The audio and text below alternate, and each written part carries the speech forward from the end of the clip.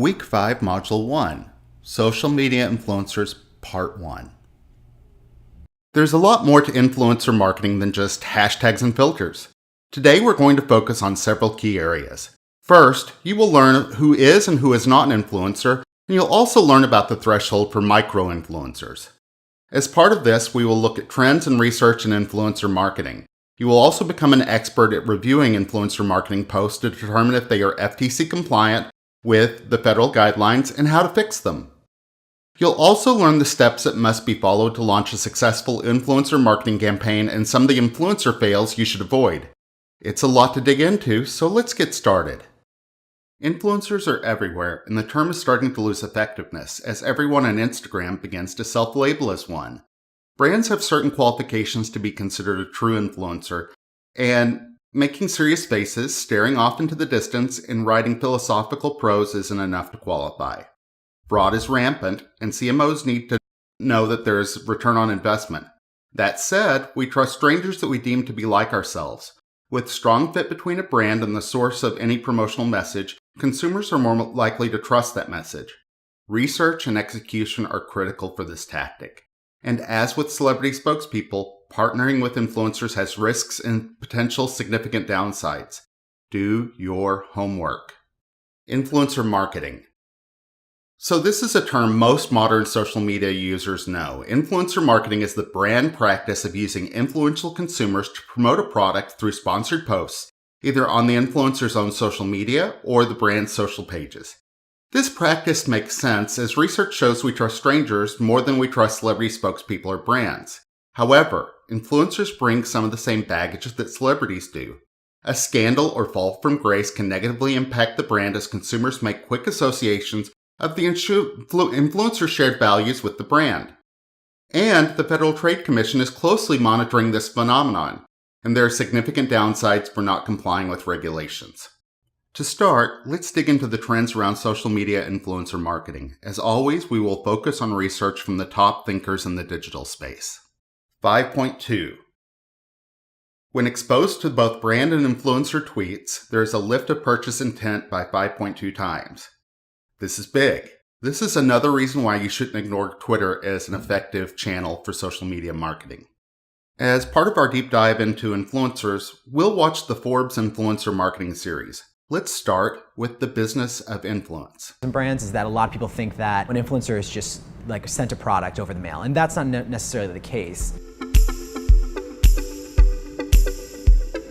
Hello, Natasha from Forbes here, and this week on the Business of Influence, we are going inside the world of influencer marketing. So we've already talked about how social media stars turn their influence into cash. But on the flip side of things, how are marketers and agencies leveraging influencers to promote their products and events? I definitely think, being a social media influencer is a big deal, and I think a lot of people around the world, don't really have that platform to, be able to decide what's cool and what's not. I don't know if I necessarily purchase products because they're endorsed by certain people, but I think if I see something trending enough on social media, then I'm influenced to end up buying it. I think if you know who you are and you're proud of who that is and you share it, then that becomes your personal brand. It's the things you like, it's the taste in food, it's the opinions on fashion or where you choose to travel. So that all in all becomes your personal brand, and it's almost like having a friend that you could connect with.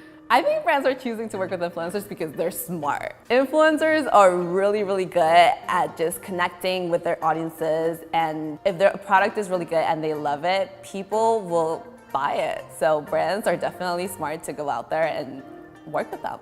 One of the biggest shifts in marketing is the fact that a brand's message today doesn't have to come from the brand. So one of the bigger themes that we're seeing in the influencer marketing space is that brands are utilizing influencers not just for their audience, but also for their creativity. Traditional marketing, as people kind of think about it, is much more one-sided, and then we're starting to move into, as an industry, very much that two-sided conversation piece. It feels a lot more natural, it feels more authentic to the audience. You can't just be thinking exposure anymore. There has to be that impact component, and there has to be that engagement piece that's so much more important.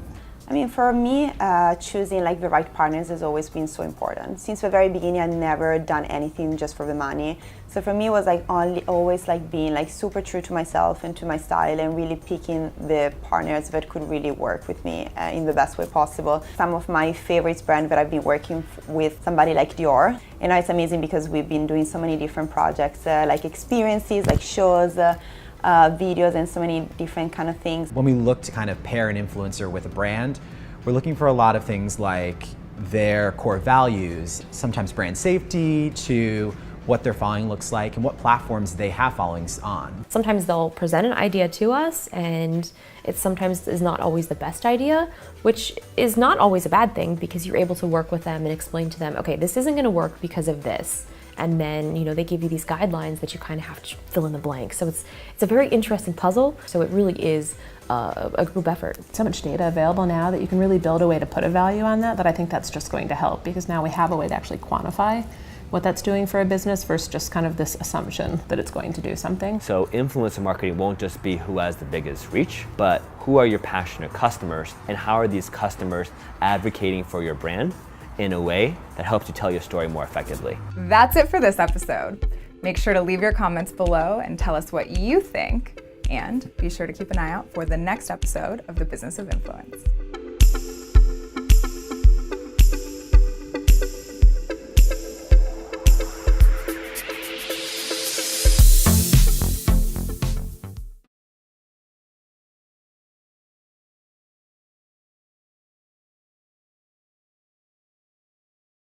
Now, this won't be a surprise to anyone in the class, but eMarketer confirms that Instagram is the most used platform for influencers, followed by an influencer's personal blog.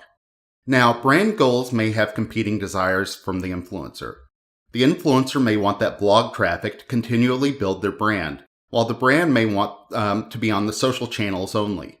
You, as the social media manager, have to be very specific on the parameters of the campaign, and this is something that has to be specified upfront in negotiations and spot checked by the brand or its agency.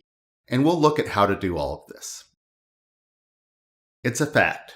Often consumers say one thing, but their behavior demonstrates completely another phenomenon. This is a good example. While millennials claim that they don't necessarily buy into the impact of the influence of celebrities and known names promoting a brand, the success of influencer marketing demonstrates otherwise. And my research corroborates this. It's likely that attitudes may be influenced by this marketing style that are not really conscious to the consumer. Consumer behavior is much more complicated than what the average person is thinking. Later in this module, I'll show you how research I did shows that the source of the message matters. And don't take the finding of this slide to be negative towards influencer marketing. Another great source of research for influencer marketing is from influencer agencies themselves. One is Tap Influence.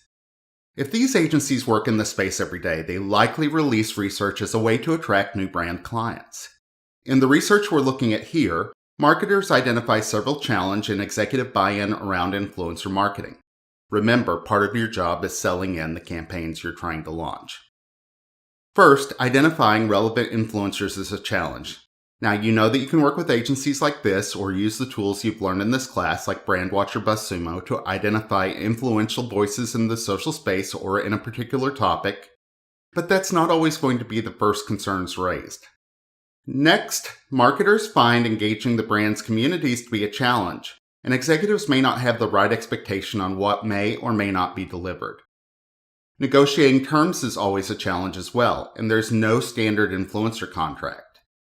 It's as important to specify what the influencer can do when promoting a brand as it is to specify what they cannot do, basically what's in scope and what's out. And an influencer that's given away their services for too little may set a reference price in the executive's mind. So if you have to pay more for another influencer, that could be a hard sell. Finally, managing the influencers and communicating with them is proven challenging. A former student of mine worked with influencers, and he said the number one problem they had was keeping everyone on task and in compliance with the contract. Now, within the organization, the social media marketer will face a challenge and perceptions from management that will sound very familiar. This tactic is new and unproven, and the budget has to be found. The CFO and CEO are not likely to jump at a tactic they've not heard of, and loss of control of messaging opens the brand to risk. So there are a ton of issues the brand must overcome both tactically in launching an influencer marketing campaign and logistically, along with persuading decision makers to take a chance. And remember, it's about demonstrating results. You can see why brands would work with a specialty agency that has experience negotiating contracts and managing influencers, along with delivering results. It's a lot to master and manage. So how much do brands spend on influencers? Budgets are all over the place, with brands wanting to spend as little as possible or provide in-kind compensation for their services. And remember, there's always a trade-off. Bigger influencers have lower engagement, so micro-influencers with lower budgets may make more intuitive sense. In this survey, most influencer campaigns were listed at budgets less than $5,000. Now, obviously, this will vary by type of campaign, the complexity, the number of influencers deployed, the reach and target market of the influencer, and other factors. So, as with many areas of marketing, there's no one solution to fit all scenarios. So think back to our prior survey results around millennials and their trust of influencers. While that survey said that millennials don't believe they were swayed by influencers, teens exhibit significant emotional attachment to YouTube stars.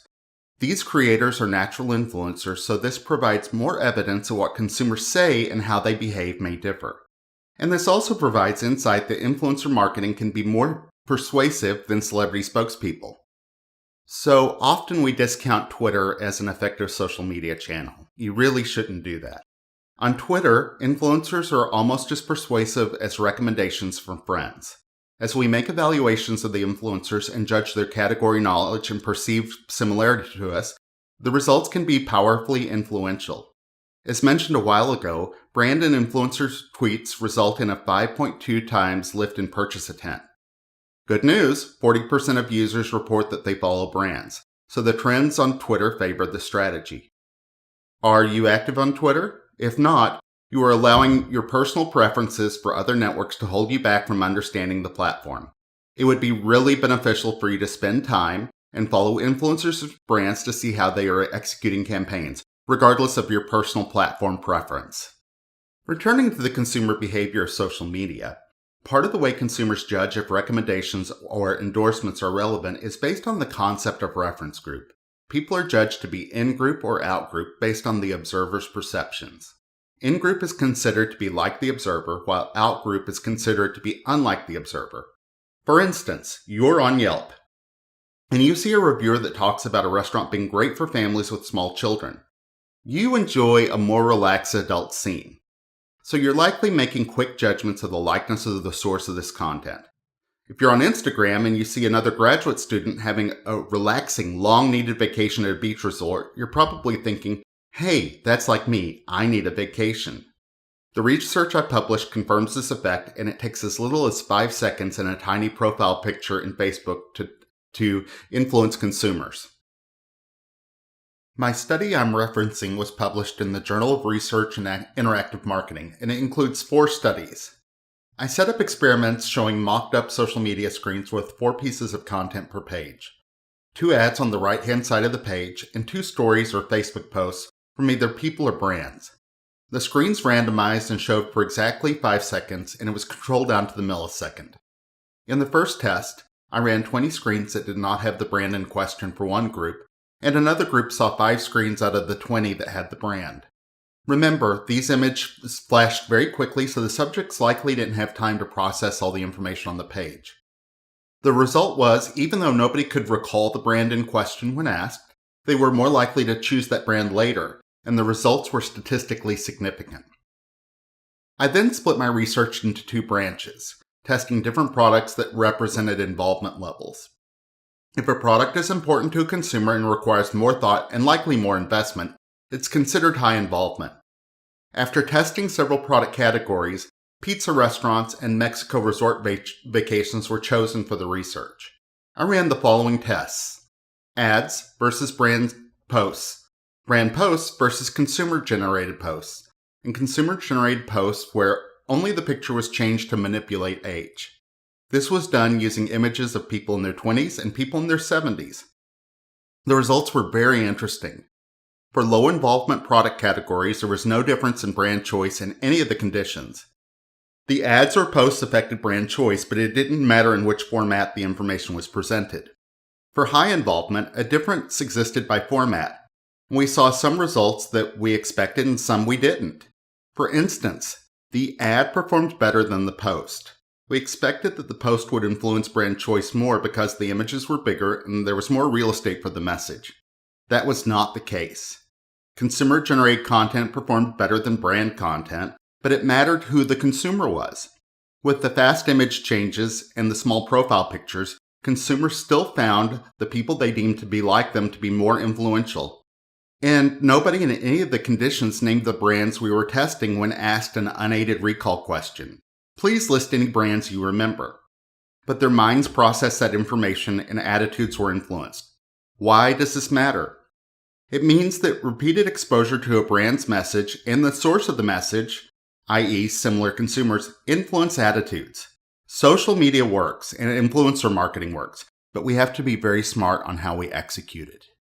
So we've looked at research and trends. Now let's talk about the work that goes into planning a campaign behind the scenes. Like I said at the very beginning, it's so much more than a filter and a hashtag. So, let's look at some information from Tap Influence, which reinforces a message you've heard over and over again. To be effective in marketing, we have to consider the customer journey, the customer's current task, the stage in decision-making that's occurring, and the context. Restated, we have to provide the right information in the right context to the right consumer on the right channels. The spray and pray marketing approach hasn't worked in years, so the marketer has to figure out what stage corresponds with which channels and content types. This drives all other decisions that have to be made in setting up an influencer campaign. As with any strategic planning, we always start with our goals, whether it's a strategic plan for an organization, a marketing plan for a consumer marketing group, a social media strategy, or in this case, an influencer marketing campaign. We determine our goals and work towards measurement. Personas come into play to represent our target audience. All of the details must be nailed down here. Which channels are important? What influencer type meets the needs of the campaign and the consumers we're targeting? These all lead towards the budget for the campaign. Key steps here include very clear statements of the goals, remember the SMART acronym, and a clear definition of the target consumer. You may want to use target audience personas here, or buyer personas. Next, you must specify the stage at which in the consumer journey the campaign will support. Is it awareness, or are you trying to help the consumers make the final leap into finalizing a credit card payment? As part of your target audience personas, you've likely already determined where this consumer hangs out and spends time consuming content. From there, you must clearly state the ideal influencer, the type and scope of engagement you desire, and the platforms. Remember, your goals are likely different from those of the influencer. They may want to drive traffic to their blog, while you may want a pure social play.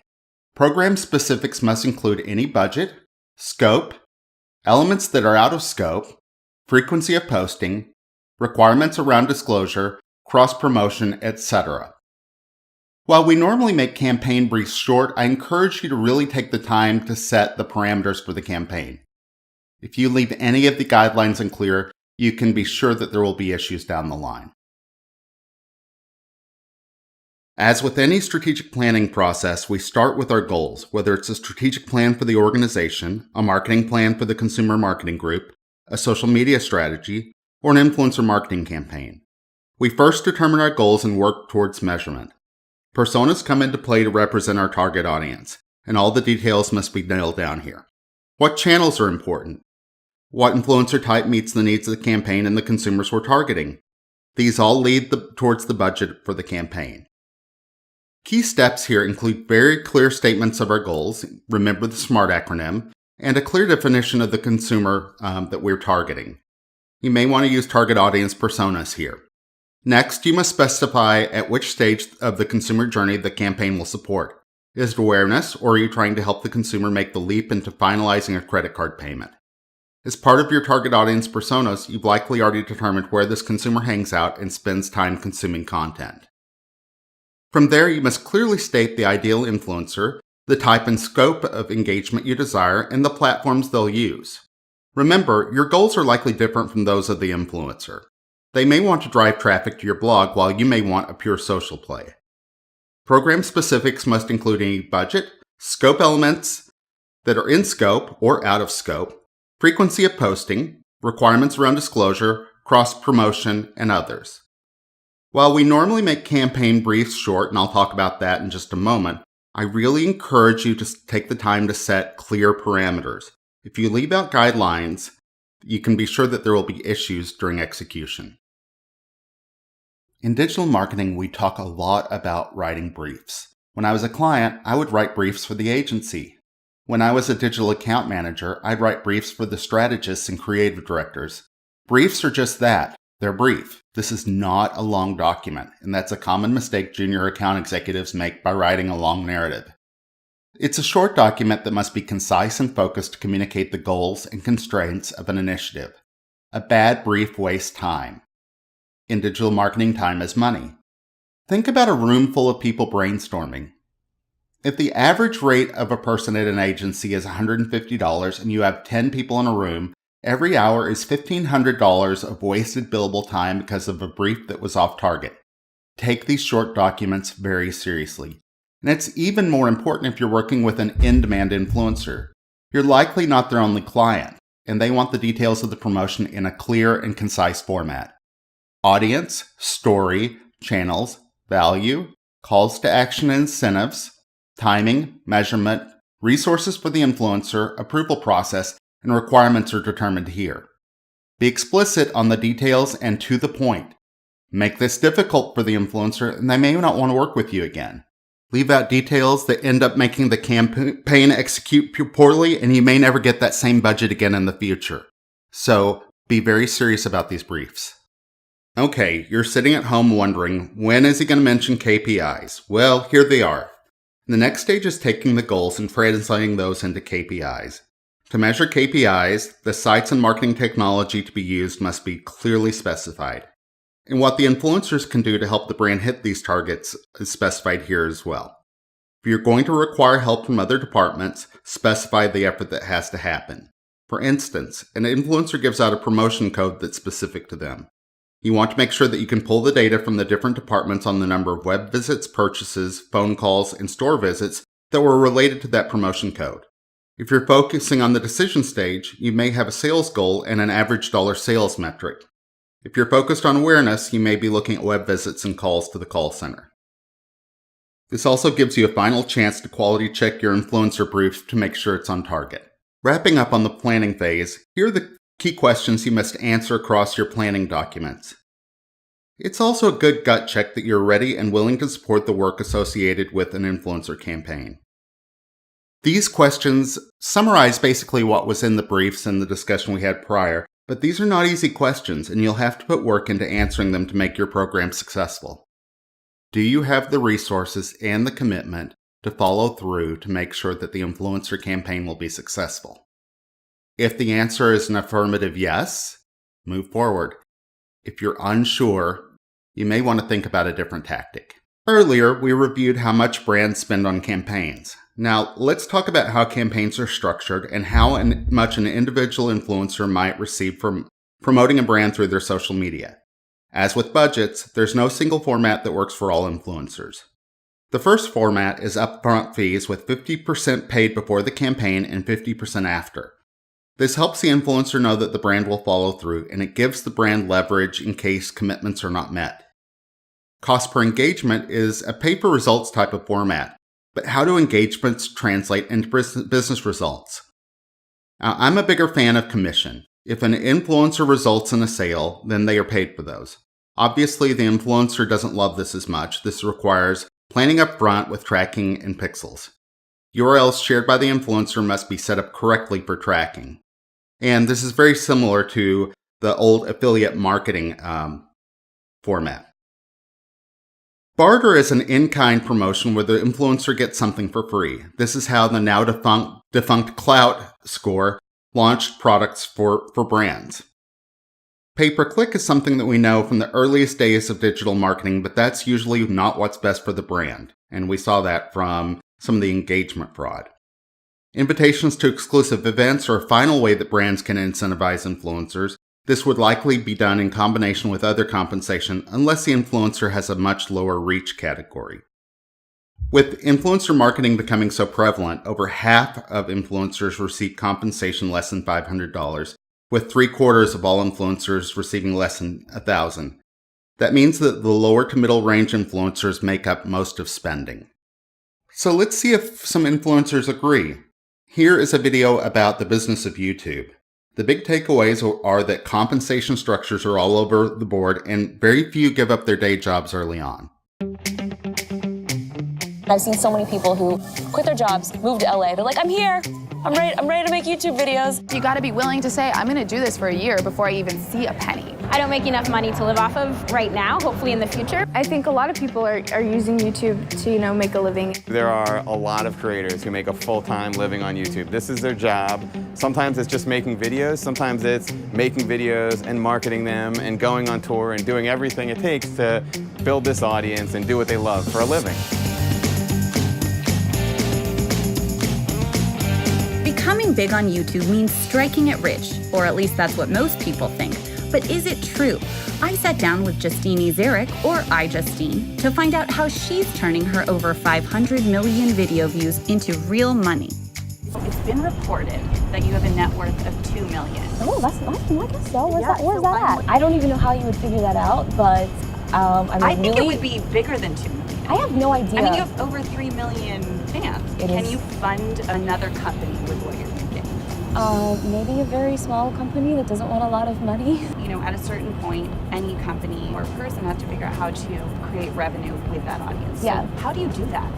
Well, at first it was really hard because it was a new industry and a lot of us were original YouTubers. So they would just try to be like, I'm going to give you so much money to do this or talk about this. And for me, I've always been very careful about my brand. So it's trying to find that fine line of, is this something that I want to endorse? Is this something that I trust? And is this a company that I want my audience to know that I am standing behind this? So I guess I kind of look at it as YouTube. They have their partner program, so you do get a portion of the revenue from that. So I feel like that's kind of like my salary, and then everything else around it is just sort of building that out and allowing me to do this full time.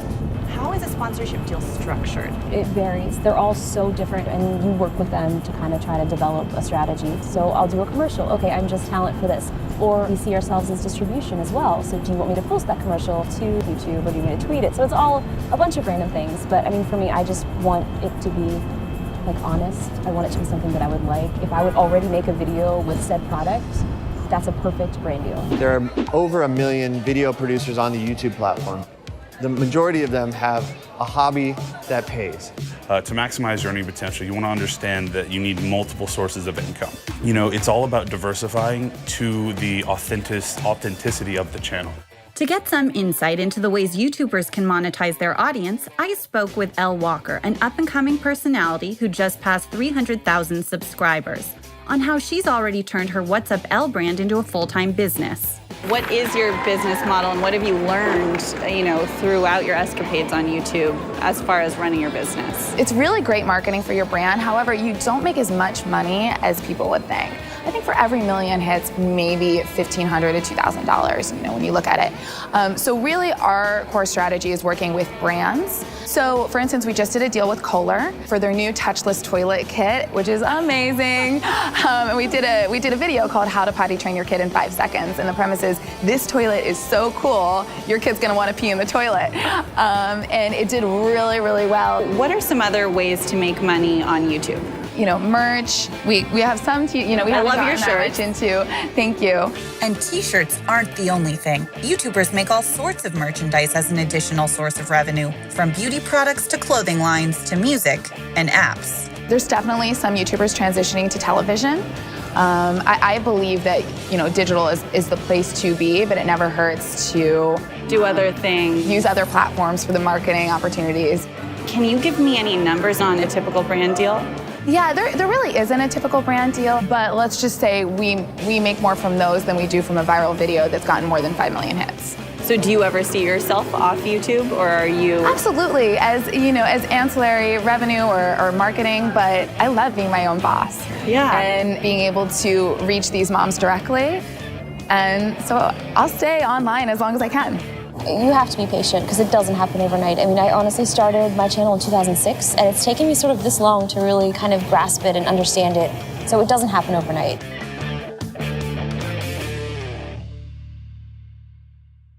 Micro-influencers. Is that micro in cost, reach, or results? Let's dig in. Quick question. Which influencer gets better engagement? An influencer with 100,000 followers or an influencer with only 5,000 followers? Take a moment. The influencer with lower reach likely has the higher engagement. There is an inverse relationship between engagement and followers. And remember that smaller influencer may have a really focused audience in a particular product category or information type. So I think that was really helpful to hear from the influencers themselves. The numbers we've reviewed tell us that most influencers report compensation at the lower end of the scale. One reason for this is that the engagement numbers drive where brands spend money. Let's dig deeper into this. So far, I've talked about influencers as a broad phenomenon, influential social media participants hired to promote a product or service on social media. But not all influencers are created equally. Obviously, the reach of an influencer can vary greatly, so social media marketers have broken influencers into strata, including influencers and micro-influencers. Let's hear about the latter. The thing about micro-influencers is that they're a little bit more relatable. You feel like you can talk to them. It's more of like your friends and family type of following. It's someone with just a smaller, more intimate type of following. Hey guys, it's Natasha from Forbes, and we've made it to the last episode of this season of The Business of Influence. This episode, we'll be focusing on micro-influencers. It's a term that's thrown around a lot, but what does it actually mean, and is this the future of social media influencers? A micro-influencer, I would assume that's like a small YouTuber or Instagram celebrity. Yeah, it's someone that has like not millions of followers, but say 10,000, and they influence a small group that's connected to them.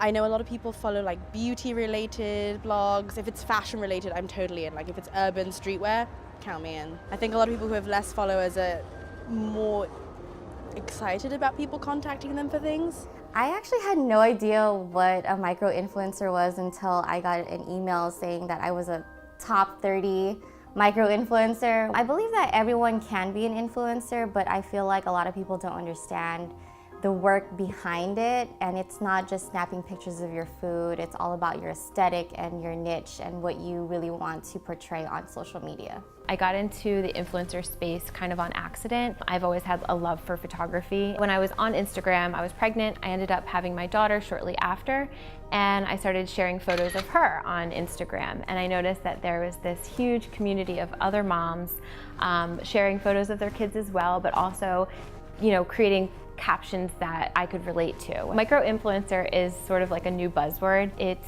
anybody from 5,000 followers on a social media platform to 100,000. I would definitely consider myself a micro-influencer. I started blogging about 7 to 8 years ago, and it came out of a need to really market my own products and services.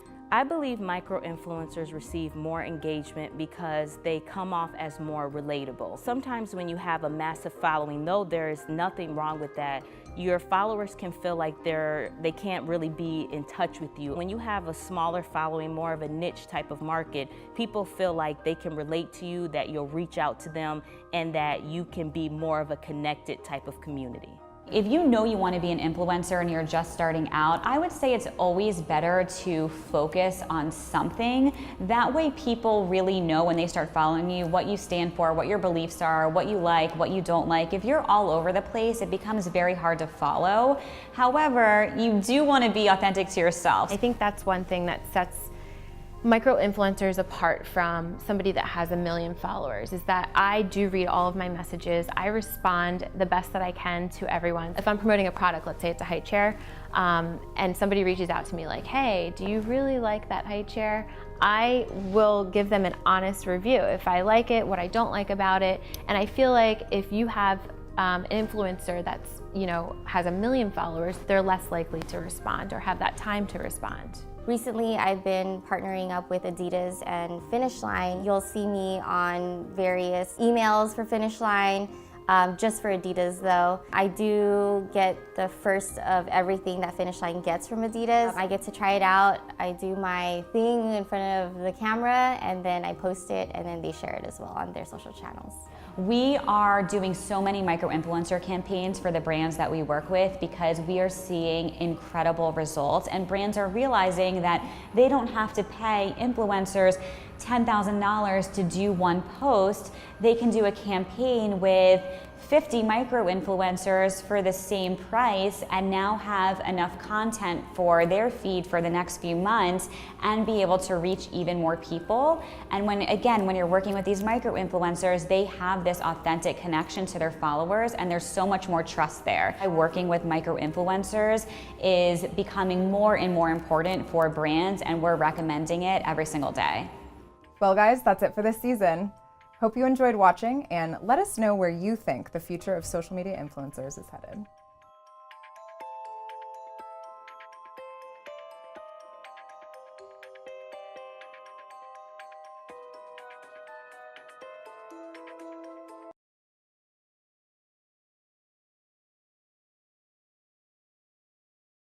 Micro-influencers also vary in reach, depending on which agency you're talking to. But a good rule of thumb is 25,000, although I've heard some lump in small and micro as just micro-influencers. So the high end of this estimate can go as high as 100,000 followers. So let's look at that inverse relationship with engagement rates by post. As we go up in reach, engagement rate goes down. We actually get a better return with the smaller reach influencer, which drives many of the numbers we've seen previously. I've seen this firsthand in the cruise industry. It used to be when we'd bring out a new ship, media would be invited to cruise on the new ship and enjoy free beverages and entertainment. Media consisted of the New York Times, USA Today, and the travel press like Travel Weekly and Cruise Week. Today, blogs and podcasts have a seat at the table on these preview cruises, with smaller communities that create good content that's trusted by cruise aficionados. So while their total reach may be lower, their content is trusted by consumers that enjoy the cruise product. Now, we can't talk about influencers if we don't discuss misbehavior. First, let's dive into manufactured audiences and fake followers. A fake follower is a catch-all term that means followers are created by third parties to boost a person's reach. These can include followers that are hacked and hijacked into following an account. Hijacking is where an account is compromised, perhaps due to a password breach, and accounts are followed without the user's permission. The other scenario is where real profiles are spoofed with real profile pictures and a variation on the real person's name. These almost real profiles then follow influencers, boosting their follower count and potentially engagement rate if the fake accounts are posting.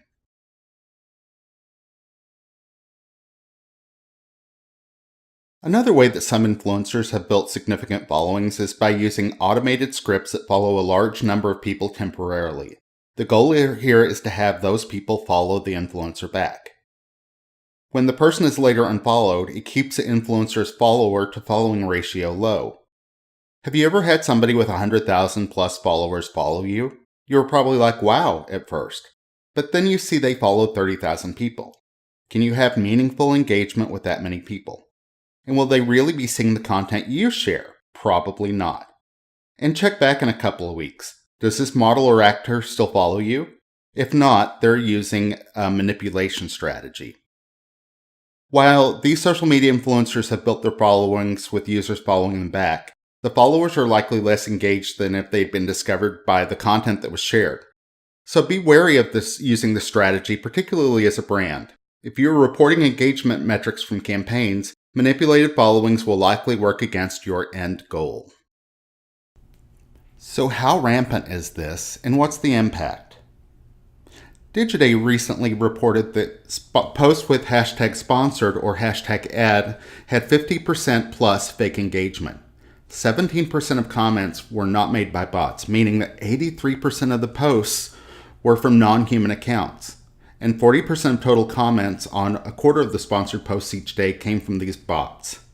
That's discouraging for marketers wanting to try influencer campaigns.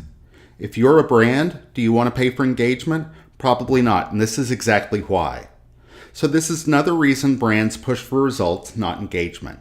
If you're an influencer and you've manufactured or manipulated a following, you can bet brands will pay for performance and not engagement down the line. Imagine you're a brand manager. How do you sort through all of this and know what's real?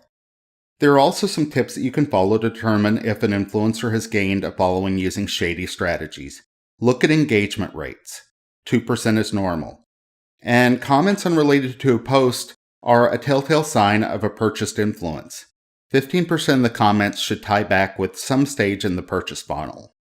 And fake followers are a big business. In fact, many celebrities, including some of the most beloved and dramatic housewives, have been outed as buying followers.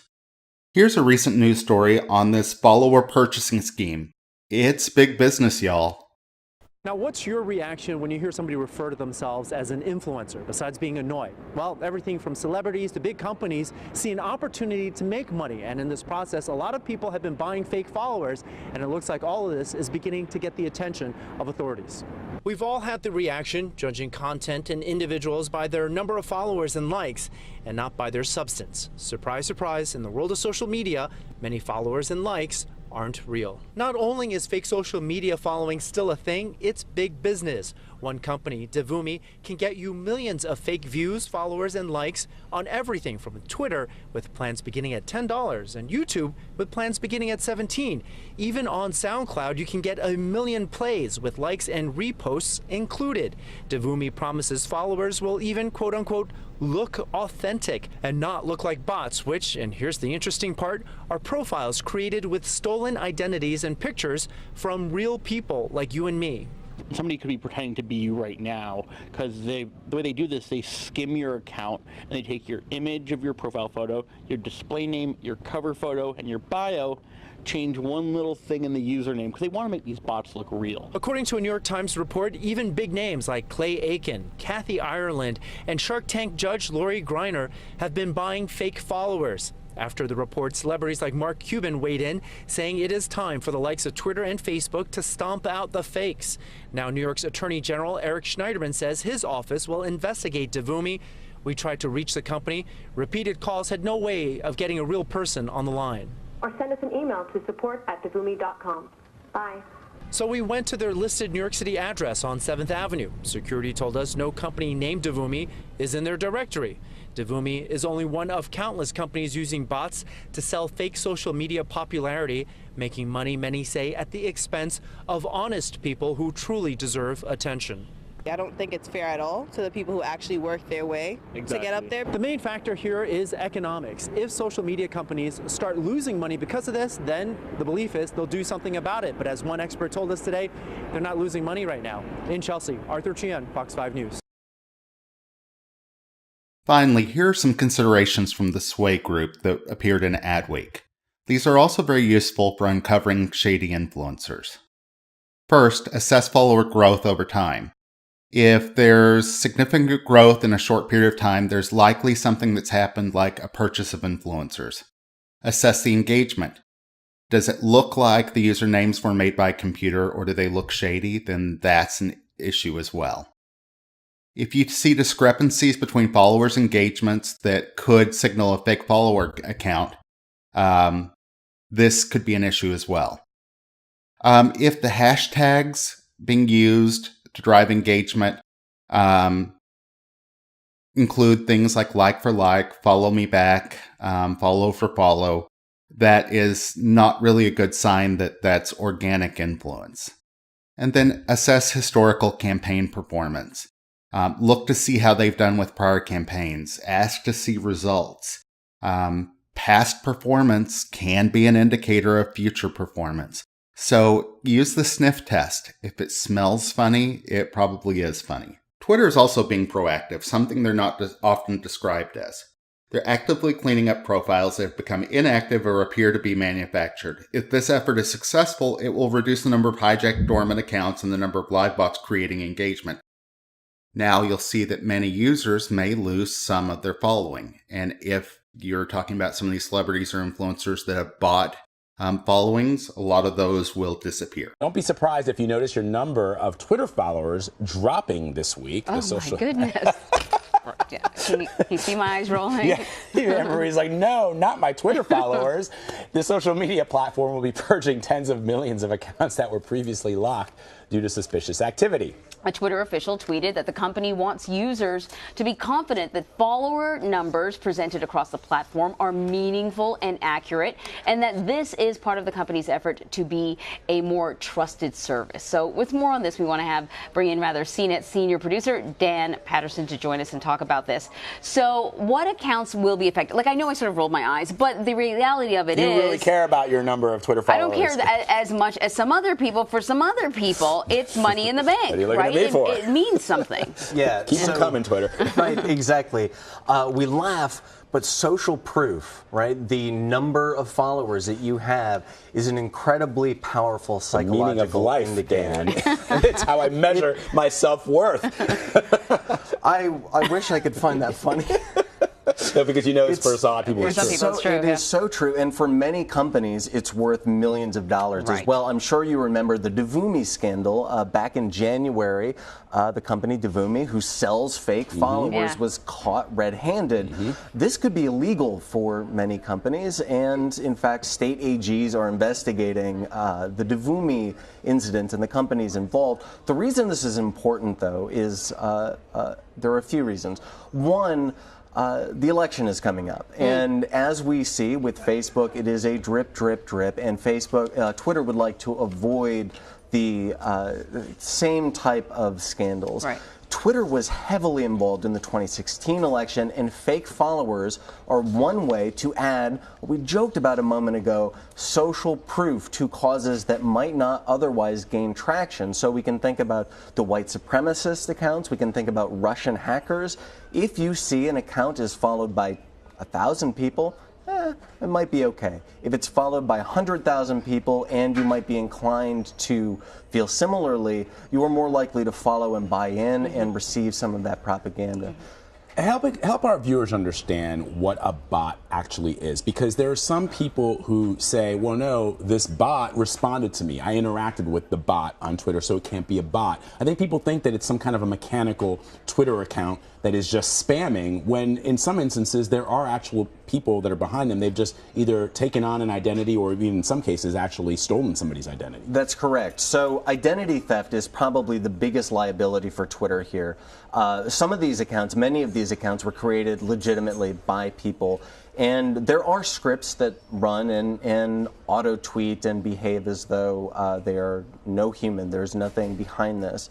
But many of these accounts are, just like you said, they're controlled by people who work in Russia and in China. In fact, we saw the Russian Internet Research Association, or the IRA that they call, people log in, they go to work just like you and I, and they control these accounts. They control multiple accounts. In fact, right now, in 2 minutes, we could jump online, we could buy followers, and we could control tens of thousands of followers with one account. So.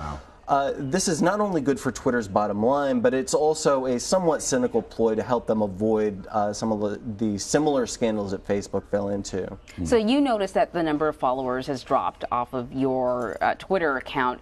What happened to them? I mean, are they gone, or are they just no longer following a bunch of people, but the accounts are still there? So what Twitter has done is possibly something they should have done a long time ago. They will lock these accounts after an attempt to contact the account owner. So this is a responsible method of outreach. They will email, and they will also put a big banner on the top when you log in. Of course, most of these accounts aren't controlled by real humans anymore, and so Twitter kind of sees, well, if we don't see a response after 30 days, we lock the account, and we prevent that account from showing up on other follower accounts, other social accounts.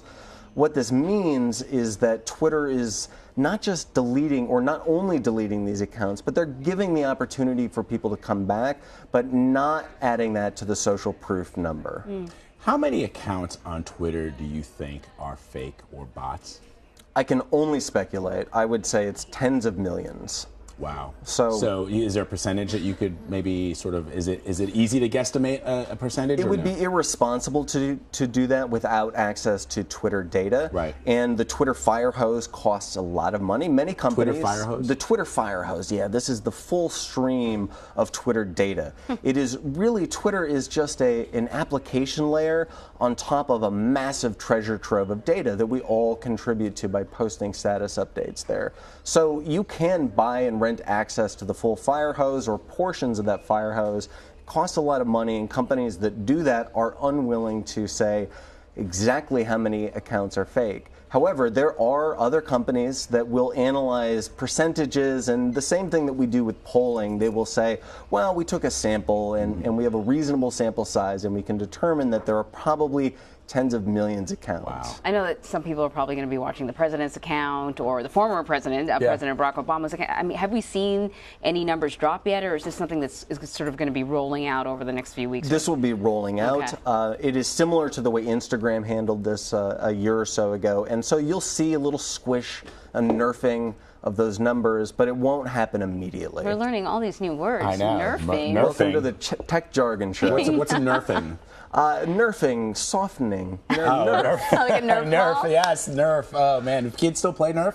I mean, I used to play it a lot in the 70s. One quick question: Is it harder for Twitter to do this than Facebook? From a technical standpoint, no.